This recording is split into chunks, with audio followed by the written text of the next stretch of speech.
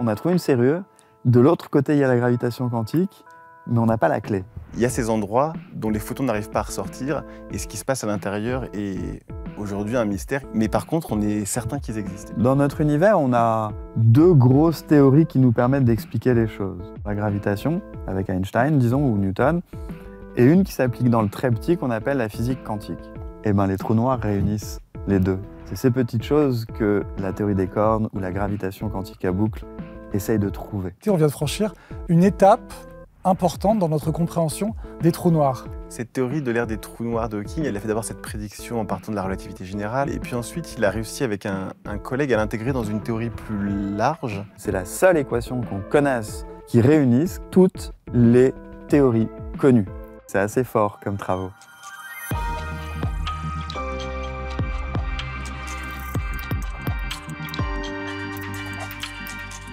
Christophe Galfard, vous savez évidemment estimer le nombre de galaxies dans notre univers. Moi-même comme ça, là? Vous savez l'estimer, vous connaissez l'estimation. On va dire qu'il y en a dans les 1000 milliards. Voilà. Mais savez-vous combien de fois... 1000 milliards, c'est le nombre de galaxies qui appartiennent à notre univers visible. Observable, ouais. Observable. Ça ne veut pas dire qu'il n'y en a pas, en réalité, beaucoup plus. Mais celles auxquelles on a potentiellement accès, c'est ça à peu près.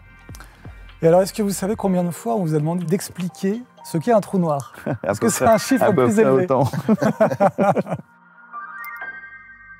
Christophe Galfard, on vous connaît comme l'un des spécialistes français des origines de l'univers, des trous noirs. Alors pour cette fois, on va demander à Tristan. Tristan. Alors, ce que c'est qu'un trou noir? Ouais. Prenons l'image de la nappe, l'espace-temps est une nappe. Si vous mettez une masse suffisamment concentrée ou suffisamment grande sur cette nappe, vous allez créer un puits. Et vous pouvez créer un puits tellement profond, avec des parois tellement raides, que vous ne pourrez jamais faire passer quelque chose dans ce trou. Il ne pourra jamais en ressortir. Même pas la lumière, qui est l'objet le plus rapide, qui n'a pas de masse. Et donc c'est ça l'idée du trou noir, c'est-à-dire est-ce qu'il y a dans l'univers des zones où il y a une masse qui est suffisamment concentrée pour avoir créé cette espèce de déchirure dans l'espace-temps, ou alors une masse beaucoup plus grande, pas forcément très dense, un trou noir supermassif, par exemple c'est des millions ou des milliards de masses solaires, c'est pas forcément très dense, mais c'est tellement lourd dans un endroit quand même relativement restreint que ça va créer cette espèce de... Alors on dit déchirure, évidemment, on ne sait pas exactement ce qui se passe dans un trou noir, c'est ça qui est fascinant, mais on sait juste que il y a ces endroits dont les photons n'arrivent pas à ressortir, et ce qui se passe à l'intérieur est aujourd'hui un mystère, et on touche aux frontières de la science, de ce qu'on peut dire aujourd'hui de la science. Et ce qui est assez fascinant, c'est que ces trous noirs qui paraissent des objets, moi j'imagine, voilà, quand Kerr a fait sa prédiction du trou noir et tout, l'idée paraît quand même assez saugrenue. Et de savoir qu'on a réussi par des observations à vérifier que ces objets-là existaient, ce qui n'enlève rien à leur magie. Enfin, il y a toujours autant de mystères sur les trous noirs aujourd'hui, je pense, qu'avant. Mais par contre, on est certain qu'ils existent. Et ça, je trouve ça merveilleux. Christophe Galfard, vous validez cette explication? Sur la densité, je peux dire un petit mot. J'aime bien l'image de la nappe. On l'emploie souvent, mais elle a un petit désavantage. C'est qu'on a l'impression que le trou noir est à plat. Ah oui, non, mais c'est un peu en 3D. Alors que c'est un peu comme une terre ronde qui va attirer les choses dans quelle que soit la direction dans laquelle on va tomber, ça va rentrer dedans. Et moi, j'aime bien voir un trou noir comme une sorte de boule avec à l'intérieur un espace extraordinairement plus grand que ce qu'on croit depuis l'extérieur. Que dès l'instant où on rentre, c'est un peu comme une poche magique, vous savez, dans les dessins animés où on peut mettre un vélo, une maison, un avion dans une poche. Le sac de Mary Poppins. Le sac de Mary Poppins.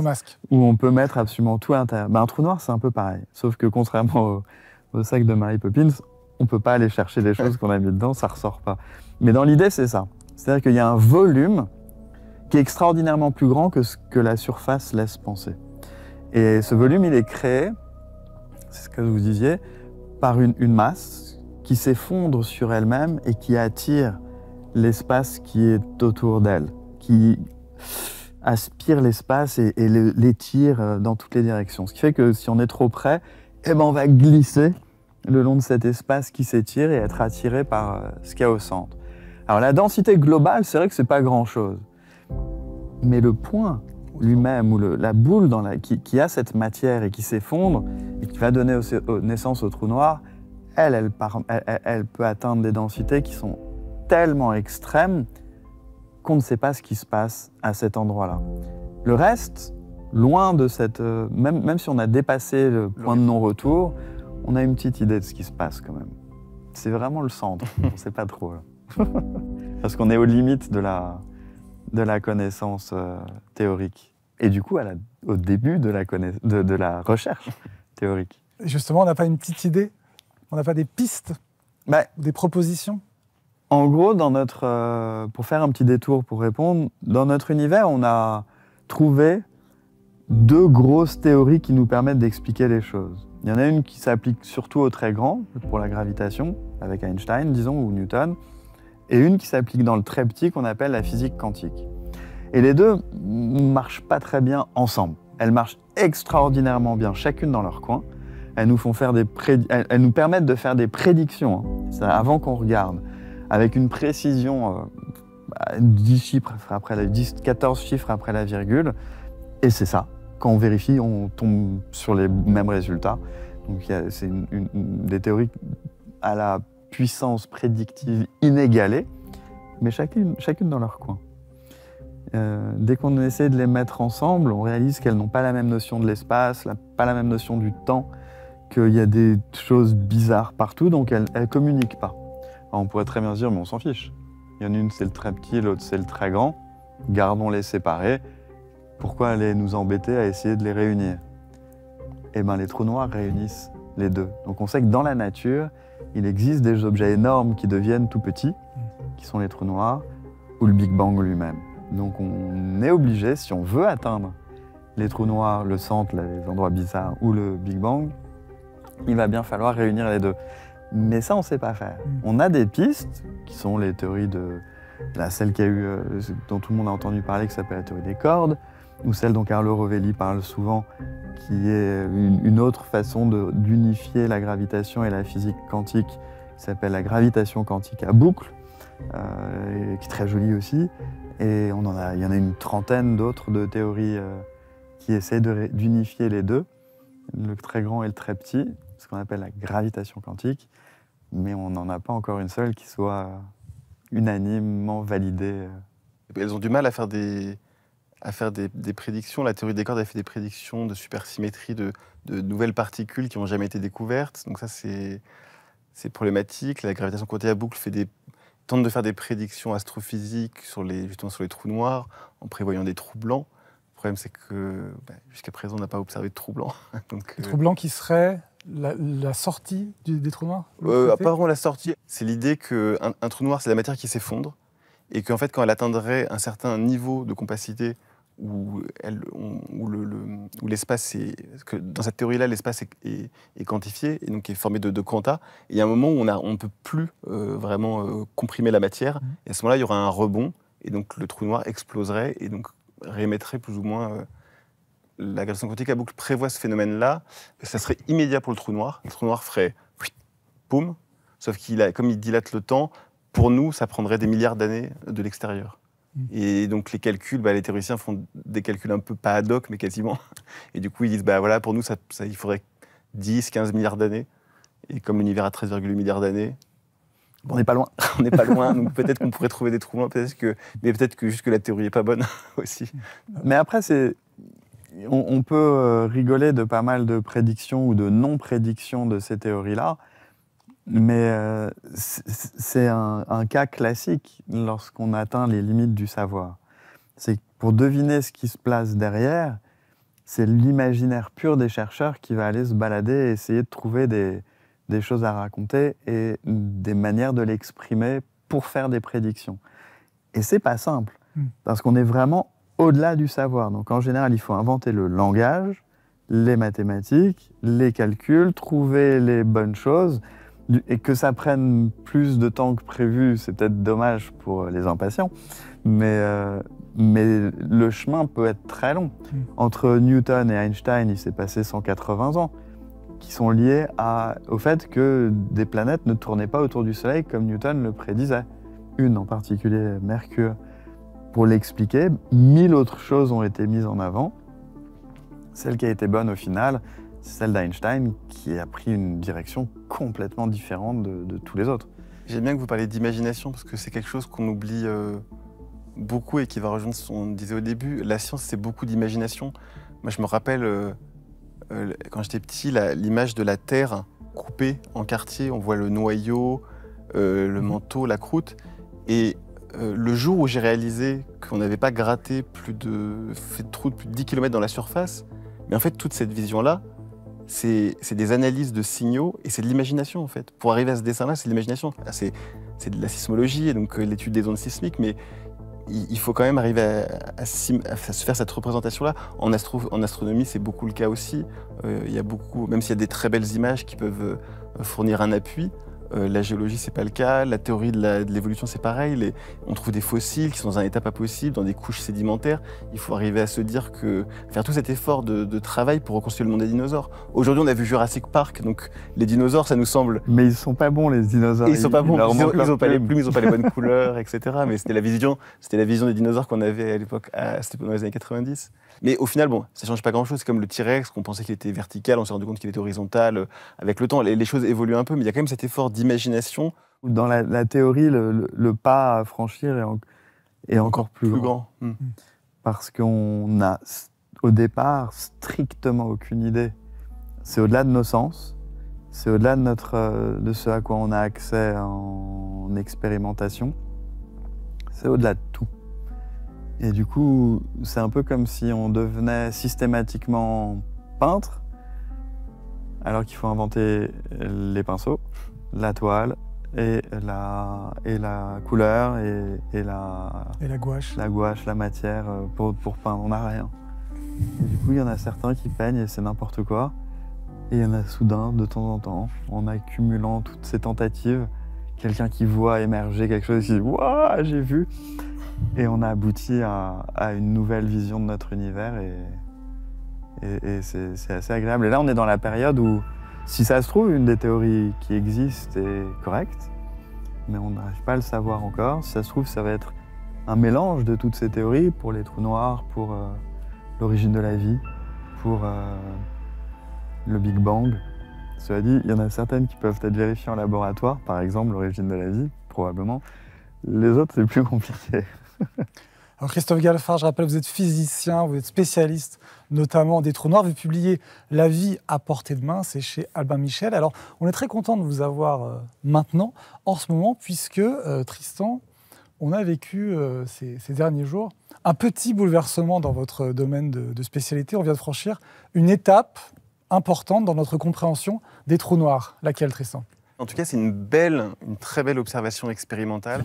Vous avez entendu parler des ondes gravitationnelles qui ont été observées pour la première fois il y a maintenant 10 ans, qui était une prédiction d'Einstein, et qui se produisent quand des objets très denses se mettent à tourner très près l'un près de l'autre. Ils vont dissiper de l'énergie autour d'eux sous forme d'ondes gravitationnelles, des espèces de vibrations de l'espace-temps qui vont se diffuser dans l'espace à la vitesse de la lumière et qui vont arriver jusqu'à nous traverser la Terre. C'est vraiment des variations infimes, mais qu'on arrive à mesurer avec des lasers de très haute qualité qui font sur des distances de plusieurs kilomètres. On arrive à détecter ces petites vibrations. Et là, on a observé une fusion de deux trous noirs qui a ceci de particulier qu'elle s'est produite pas trop loin de nous, avec des instruments qui ont été mis à jour et qui sont un peu plus sensibles qu'auparavant. Et ces deux trous noirs ont fusionné, ils ont émis un signal gravitationnel et on a réussi à mesurer les paramètres du trou noir résultant avec une précision inédite. Et donc on a réussi à confirmer une des prédictions de Stephen Hawking, qui était donc un physicien britannique qui est mort récemment, célèbre entre tous, qui avait la SLA, la maladie de Charcot, et dont la silhouette dans son fauteuil est connue de tout le monde. Et il avait fait une prédiction dans sa jeunesse, en 71. Il avait dit que quand deux trous noirs fusionnaient, le trou noir résultant devrait avoir une aire plus grande que la somme des aires des deux trous noirs initiaux. Ce qui n'est pas trivial, parce qu'il y a une partie de la masse qui est perdue, donc il faut qu'il y ait une compensation. Et on n'avait jamais pu vérifier cette prédiction. En 2021, mais on manquait encore un peu de précision. Des ondes gravitationnelles déjà avaient permis d'observer un peu ça. Et donc là, ça a été annoncé la semaine dernière, pour les 10 ans, ce signal-là, et qui vérifie donc ce théorème, ce qu'on appelait le théorème de l'ère des trous noirs de Hawking. Donc c'est une très jolie preuve expérimentale, et on n'a pas souvent en fait, de de validation expérimentale de théories de cette nature-là. La découverte des ondes gravitationnelles en elle-même a valu un prix Nobel parce que c'était une prédiction, alors pas d'Einstein directement, mais même si il y a finalement souscrit. Même 2 prix Nobel. Mais 2 prix Nobel. et donc voilà, donc, là je ne pense pas que ça aurait valu à Stephen Hawking un prix Nobel. Enfin, la question peut se discuter. Parce que ces prédictions qu'il avait faites, qui étaient les plus attendues, c'est le rayonnement Hawking, l'évaporation des trous noirs, qui est hors de portée aujourd'hui des télescopes. Mais... Il aurait largement dû avoir le prix Nobel en même temps que Penrose quelques années après sa mort, l'année après sa mort d'ailleurs, ce qui veut probablement dire s'il n'était pas mort en 2018, mais avait attendu 1 an ou 2, il aurait eu le prix Nobel de son vivant pour l'ensemble de ses travaux sur les trous noirs comme Penrose. Ça, c'est tout à fait probable. Mais par rapport à cette détection, il y a quelque chose qui est assez rigolo, qui est comment est-ce qu'on fait pour voir ça? Comment est-ce qu'on fait pour détecter dans une vibration qui vient faire bouger des lasers, des choses qui se sont passées il y a des centaines de millions d'années, et pour dire le trou noir de départ faisait telle taille, celui-là telle taille et la résultante fait telle taille. Alors que ce sont des objets qu'en plus on n'est pas censé réussir à voir, vu que peu de choses en sortent.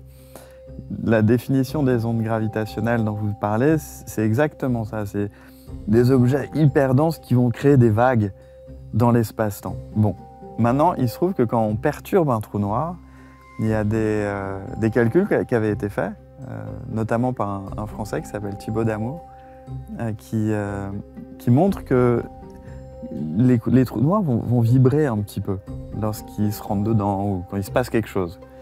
Et ces vibrations-là vont avoir un impact sur les vagues qui vont partir. Ça s'appelle des ondes quasi normales, c'est un peu leur nom. Et suivant la forme de ces ondes, grâce aux travaux de Hawking et d'autres personnes, on peut déterminer quelle était la taille du trou noir et du coup sa masse initiale. Et c'est justement en voyant ces petites vibrations qui durent un temps infime qu'on arrive à détecter dans les détecteurs d'ondes gravitationnelles qu'on peut dire quelle était la masse des trous noirs initiaux et du coup la taille de leur surface. C'est assez fort comme travaux.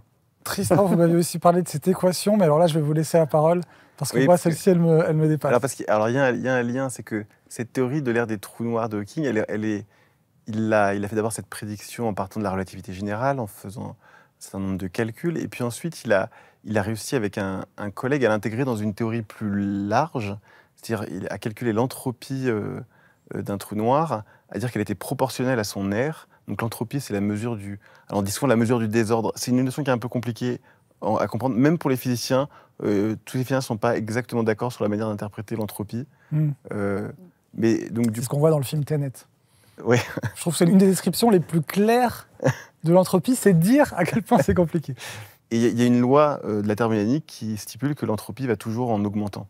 Et du coup, si l'entropie d'un trou noir est proportionnelle à son aire, ça veut dire que son aire ne peut aller qu'en augmentant. Finalement, on dit la même chose de deux manières différentes. Et cette équation sur l'entropie d'un trou noir, elle fait intervenir toutes les constantes de la physique, et notamment des constantes de la mécanique quantique et des constantes de la relativité générale dans une même équation. Et c'est quelque chose d'assez... Ça ne veut pas dire qu'on a trouvé une théorie unifiant la mécanique quantique et la relativité générale, mais on arrive à les faire cohabiter dans un même univers. Et je trouve ça assez fascinant, cette équation qui peut s'exprimer en entropie ou en température. Il y a un lien très très étroit entre la température et l'entropie. Ça a donné lieu à cette équation qui est d'une simplicité qui ne sautera peut-être pas à l'œil, mais en fait elle est assez simple. C'est pas une équation très compliquée. Je peux mettre un petit bémol sur l'interrogation sur ce qu'est l'entropie. Parce qu'en réalité, on sait de quoi on parle quand on parle d'entropie. Et après, il peut y avoir plusieurs définitions différentes, mais à chaque fois qu'on a une définition, si on prend cette définition, après, on sait exactement de quoi on parle. C'est pas si mystérieux que ça. Non, mathématiquement, non, mais c'est comment vous expliqueriez ce que c'est que l'entropie? Alors, pour un trou noir, il y a quelque chose de particulier. Si vous regardez un trou noir depuis l'extérieur, par principe de l'objet, il y a une distance limite à partir de laquelle rien ne peut en ressortir. à chaque fois que vous avez parlé tout à l'heure de surface, d'air, etc., c'est de cette surface-là dont on parle. C'est la limite, le point de non-retour, qui va, lui, pas trop bouger quoi qu'il se passe à l'intérieur. Il va rester là, ça va nous donner une surface de boule noire, quelque part, qui est l'endroit à partir duquel aucune lumière ne peut ressortir. Cette surface-là, ce que Hawking et ses collègues à l'époque ont découvert, c'est qu'elle est liée intimement avec soit ce qui se passe à l'intérieur, soit ce qui se passe à la surface elle-même, alors qu'il n'y a rien. Et intimement, son équation nous dit que cette surface-là, elle va dépendre un petit peu de l'ensemble des choses qu'on pourrait stocker dans la surface. Et ça devient étonnant, parce qu'on a une surface qui ne contient rien et qui pourtant stocke des choses. Et tout ce qui est à l'intérieur du trou noir devrait avoir une image sur cette surface. C'est ça que veut dire l'équation de l'entropie. C'est qu'on stocke à la surface d'un trou noir quelque chose qui est en volume. Et ça, c'est extrêmement étonnant. D'une certaine manière, il y a des possibilités qui sont à l'intérieur des trous noirs qui vont s'exprimer sous forme d'une radiation, d'une température. On ne peut pas avoir de l'entropie si on n'a pas une température qui joue avec. Ce qui fait que les objets que sont les trous noirs deviennent tout d'un coup des objets qu'on appelle thermodynamiques. Alors, tout ce que je vous ai dit là, à l'instant, peut paraître compliqué. Mais, ça veut dire quoi de la thermodynamique ? La thermodynamique, c'est cette température qui est autour de nous, c'est les choses qui sont autour de nous. Ce sont des notions qui, en soi, n'existent pas. Ce sont des notions qui apparaissent lorsqu'il y a plein de particules. Par exemple, la température qu'on va avoir contre notre peau, c'est la moyenne de la vitesse des choses qui vont venir taper sur notre peau. C'est ça qu'on appelle la température. Donc, si vous n'avez qu'une seule particule, la notion de température n'existe pas. Il faut qu'il y en ait plein. Je vous donne un autre exemple, un grain de sable. Un grain de sable, ça veut dire quelque chose. La notion de dune de sable n'existe pas avec un grain de sable. Il en faut plein. Le fait que les trous noirs soient des objets thermodynamiques, ça veut dire qu'ils sont faits de plein de petites choses. C'est ces petites choses, on ne sait pas ce que c'est. On ne sait pas ce qu'elles sont. C'est ces petites choses que la théorie des cordes ou la gravitation quantique à boucle essayent de trouver. Et comme on le disait tout à l'heure, les trous noirs en soi réunissent ces petites choses, le minuscule et le très grand, par la gravitation. Le fait que ce soit des objets thermodynamiques nous disent donc qu'ils ont une température, et cette température, c'est cette équation dont vous parliez tout à l'heure, qui a cette particularité que c'est la seule équation qu'on connaisse dans toutes les disciplines scientifiques qui réunissent, comme vous l'avez dit, toutes les théories connues. Est-ce qu'on peut la décrire ? Puisque là, moi, à part pi que j'entrevois... Il y a le petit h qui nous dit qu'il y a de la physique quantique. Le c, c'est la vitesse de la lumière, donc ça va très vite. Le k, c'est la constante de Boltzmann, ça veut dire qu'il y a des statistiques dedans. Et le g, c'est la gravitation de Newton ou d'Einstein. Donc, cette équation, ce qu'elle nous dit, et vous ne l'avez pas dit, mais je suis sûr qu'on est d'accord, pour moi en tout cas, c'est la plus belle équation qui existe aujourd'hui en mystère théorique, parce que ce qu'elle nous dit, c'est qu'une théorie de la gravitation quantique existe, et que quelle qu'elle soit, il faudra qu'elle trouve ce résultat-là. En gros, ça, c'est un trou de serrure. On a trouvé une serrure. De l'autre côté, il y a la gravitation quantique, mais on n'a pas la clé.